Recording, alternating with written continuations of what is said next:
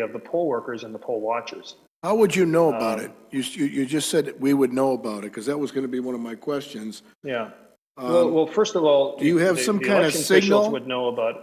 Is there a signal that says air? Is there a signal?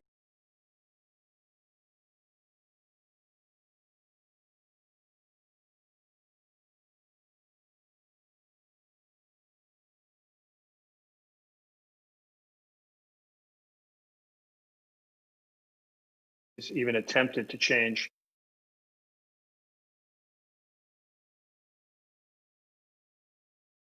Machinery that was built in Antrim County, did it? It didn't stop the machine and said, don't accept the vote. It kept accepting votes. No, Yeah. I don't think anyone has, no one is alleging that somebody broke in. Okay. No, we're not saying, and, no, don't get me wrong. No, we didn't say hack. We didn't say the word hack. But there was an error in, and it was a human error according to the clerk, which, let me get through these few questions. If you can't remotely access it, Dominion, what were these 2 employees or 3 employees or how many employees doing at the TCF Center? What were they doing there from your company?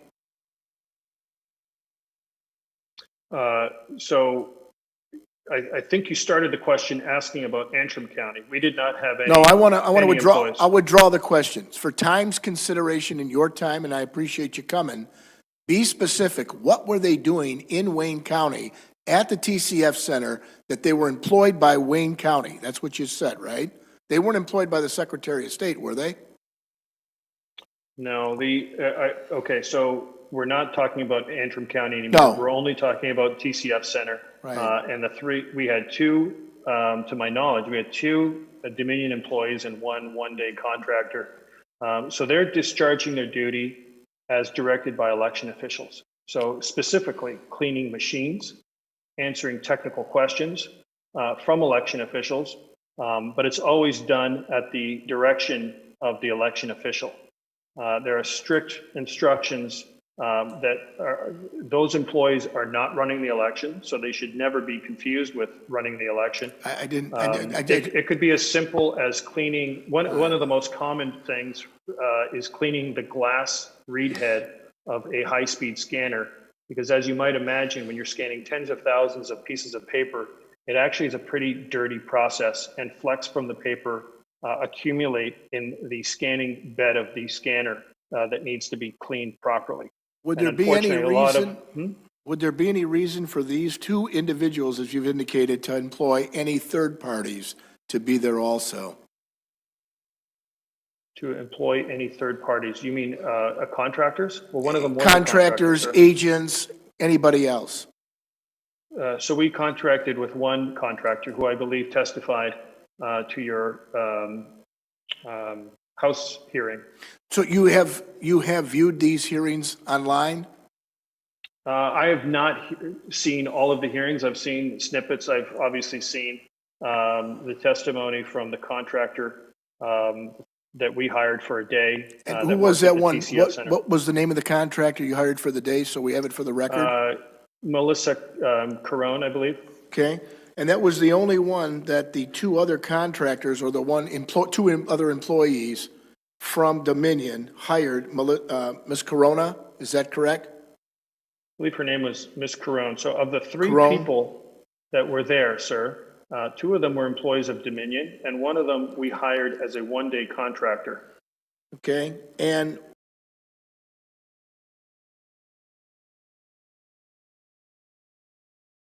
the 2 employees that went to the TCF Center, and was there an outline of delegation of duties in which they had when they went to the TCF Center? Meaning, did they go with, this is what the scope of work is, this is what you're going to be paid, and this is what you're going to carry out on behalf of Dominion? Right. So specifically, the contractor was hired from the temp agency. And she was, for us, one of several thousand one-day contractors. Her role was really limited to a type 1 type of technician who provides, she would have been told how to clean the glass read heads, or at least she should have been. But really, the main job is flagging down if there's any questions in technical nature that election officials have to flag down one of the two Dominion engineers who were there who could answer the question. Was there any tallies or any evaluations that went back to the company by these two employees?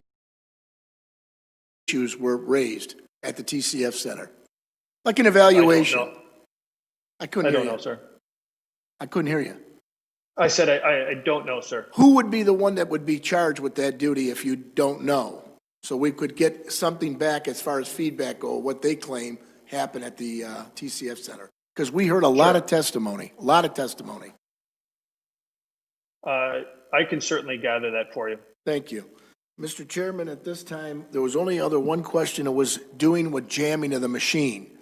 Does the tabulators, if a machine jams, go ahead and recalculate if the vote was already counted? Are you referring to the central scanners that were at the TCF Center? I am. We heard testimony that they have to go through batches. And if the batches are not deleted when they scan and it gets jammed up, the system then will run a ballot 2 and 3 times or 10 times through. This was the testimony, Mr. Polis, that we heard. I'm asking you, because you build a machine, if the machine itself is jamming and it doesn't then tabulate, or it jams it up and somebody pulls a ballot out, how do you know in the machine if it already calculated that ballot? Yeah, I did see the testimony, and from my recollection, if there were ballots that were scanned multiple times, the audit would be off from the voter registration and the poll book records as part of the canvass process. Why don't we stop right there, Mr. Chairman? I want to pick up that end about the poll being off so that we can see the process. That sounds good to me. We'll take one last break, come back, and finish up. Thank you, Mr. Polis. The committee is recessed for 10 minutes. Thank you.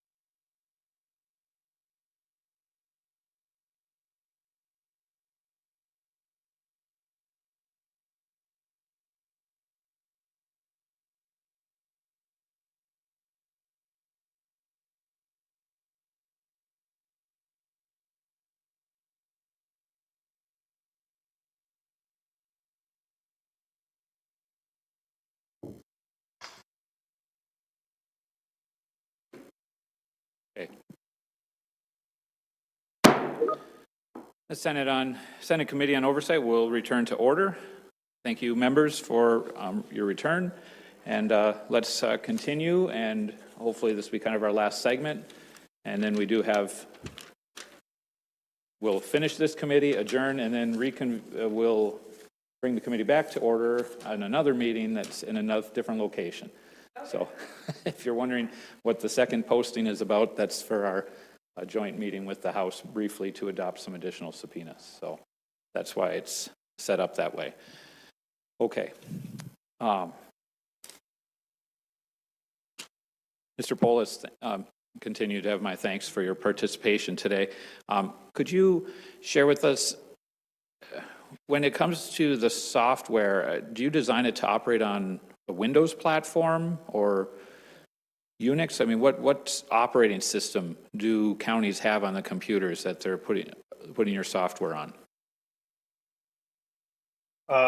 Depending on the system we use, I know we operate on different platforms, including Linux and Windows.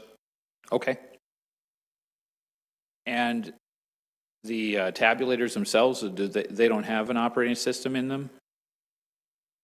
Oh, they do. The tabulator, well, there's various tabulators, but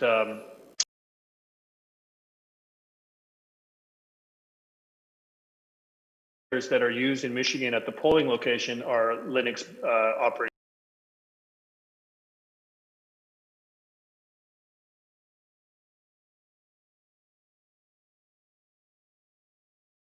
Updates and providing version updates to the state, correct?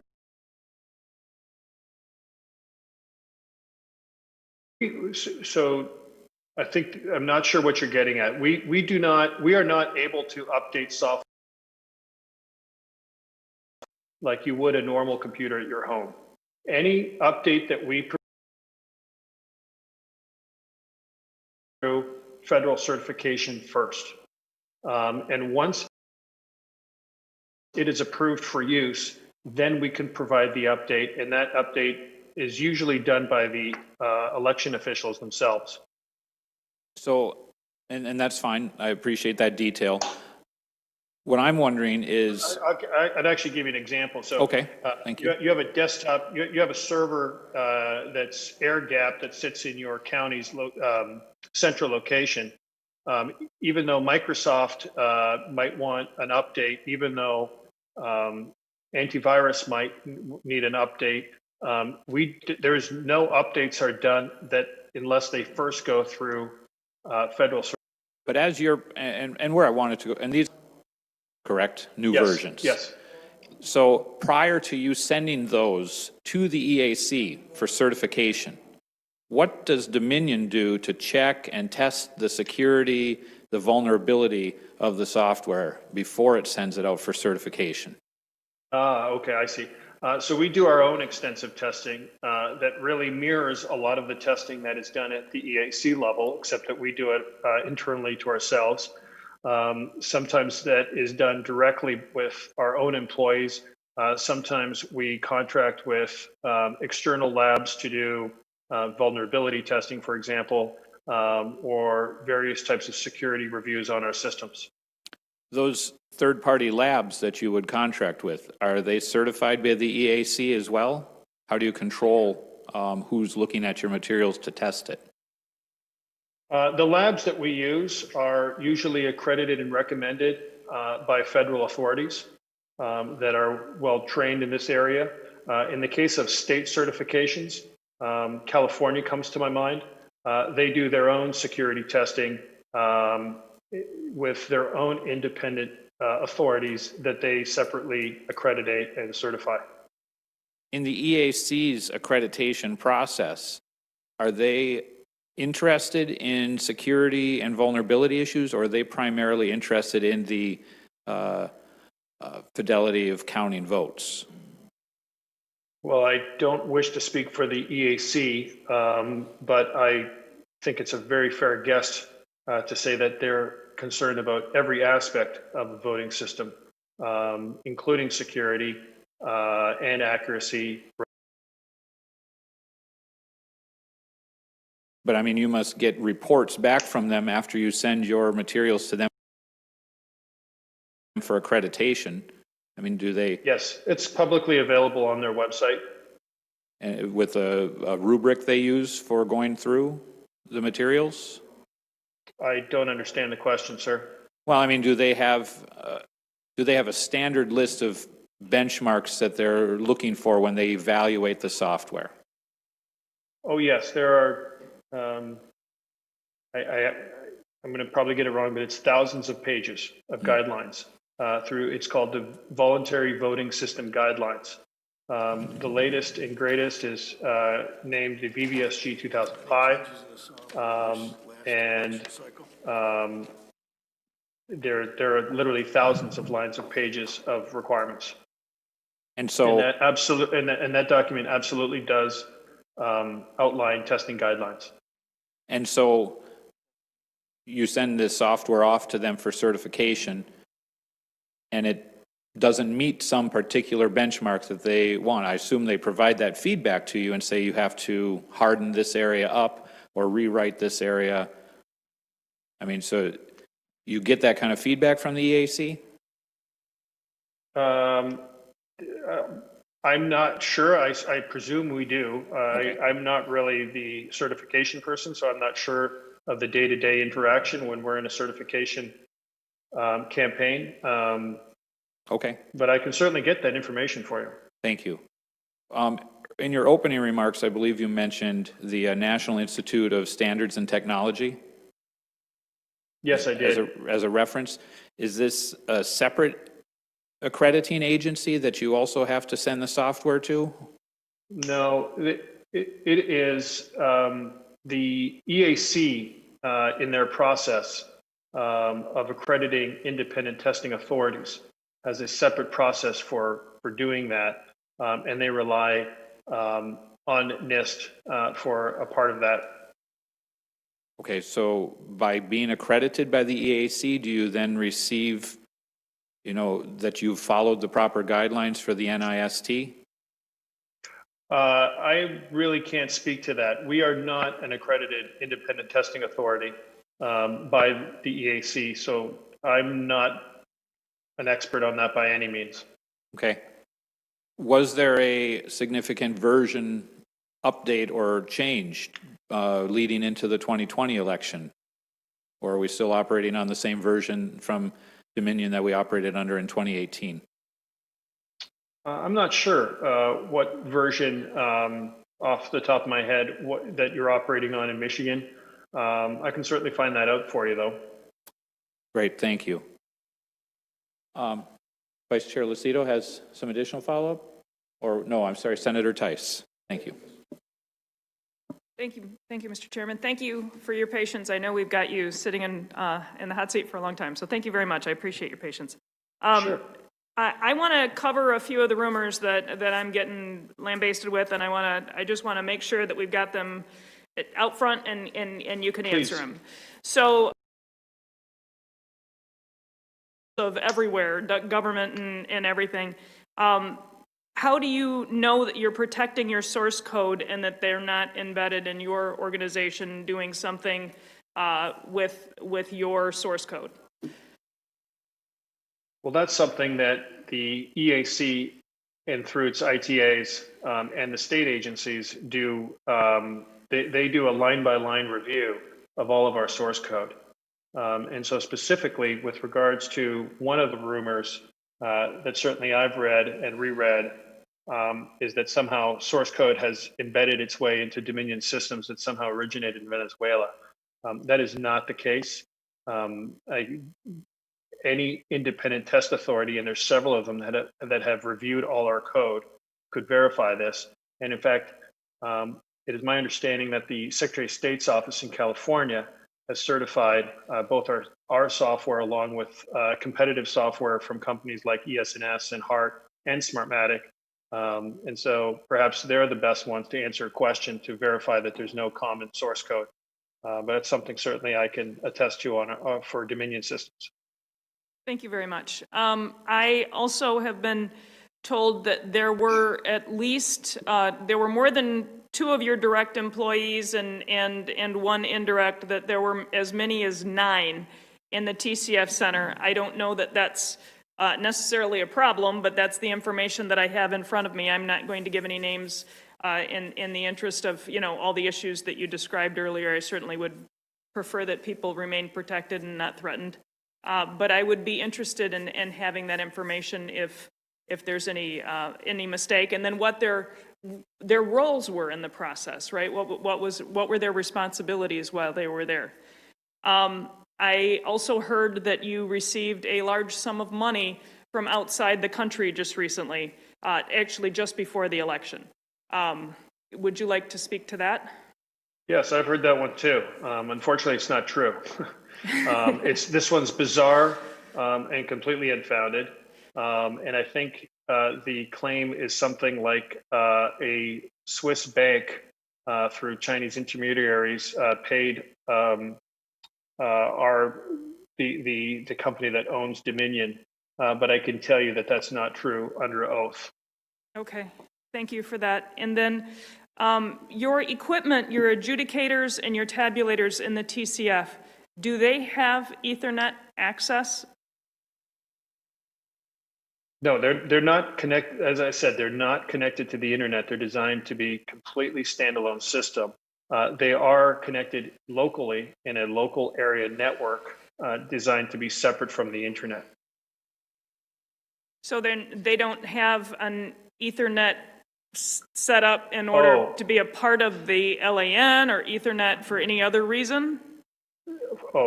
Sorry. Yes, they do. So to connect the computers in a local area network, they are connected through, I believe, an RJ45 connector. Okay. Through a switch that is not connected to the outside world.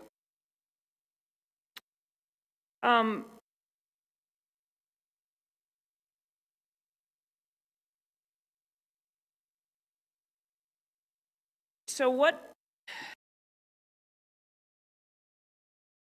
assuming that you're very, very careful in making sure that you're maintaining, we're speaking to the hackers convention and all of the things that are going on. We just heard, I think, heard about our treasury getting hacked, and we know how often the governmental entities that people are making efforts to do that.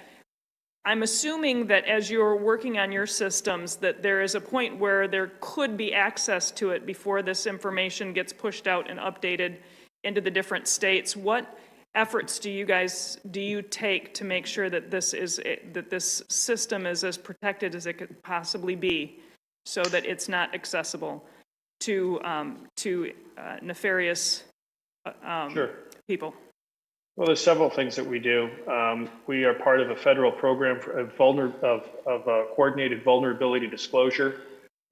We routinely send our equipment to white hat hackers for vulnerability testing. We obviously rely and follow EAC guidelines very closely. We work collaboratively with our customers who do their own vulnerability testing through their own independent test agencies. To that end. I don't recall us talking about a hacker convention. Maybe that was during the break. But we've even expressed interest at participating in a hacker convention as long as it made sense in terms of some semblance of real life ballot security, as opposed to just ripping apart machines in a way that's obviously would be detected. We actually, if you've heard of the DEF CON conference, that this year I believe it was canceled, but the one that happened in 2019, we had an agreement with Mr. Braun. We actually sent equipment there, and that invitation was revoked, unfortunately, while we were there. But these types of things are not new for us. Our first vulnerability testing happened in New York in 2008. And we've done several since. So in the event that you were to see a vulnerability or experience a vulnerability, do you have a process in place to respond to it? I'm hesitant to ask you what that process would be because I think that might weaken it. But Oh, there's a very well documented process in California where it's required I think it's within 20 days. We strive to report it as soon as we are aware of any vulnerability or report or any problem. From an internal standpoint, we are very collaborative with our customers in discussing our own internal security testing and vulnerability practices. Thank you very much. As always happens, I usually end up coming up with 25 questions after we're no longer talking. I would love the opportunity in the future to send a letter or something, or perhaps have you in the future if those come up. Thank you very much for being available to us. Thank you. Thank you, Senator Tice. Senator McDonald? Thank you, Mr. Chair. I realize we're short on time, so I'll be brief. I just got a couple questions. With regard to TCF, we have sworn testimony that the machines had physical and wireless networks active. We also understand that according to your testimony moments ago, the equipment may not have had the latest software antivirus patches in place. In light of this, would you consider it to be impossible for an on-premise or local network adversary to gain access to one or more machines or computers, especially if they were well-versed in the source code? Would it be impossible for anything to be manipulated? So first, let me start off by saying, if there has been any testimony that has been found to be credible by a judge or by an election official, I'm not aware of it. I've testified today that our systems are designed to be in a closed area network, and that we do not have wireless capability on our systems.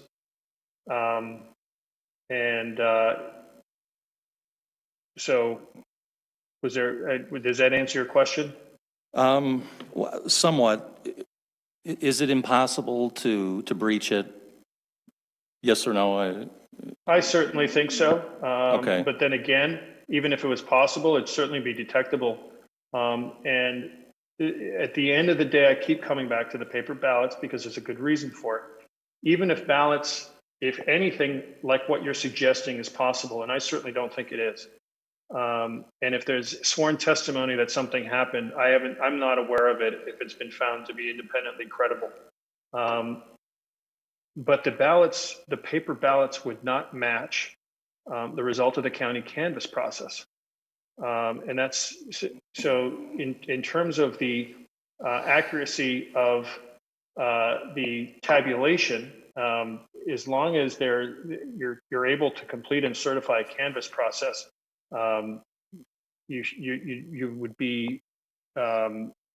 would know that your ballots were accurately counted because you've got the ballots still in your possession.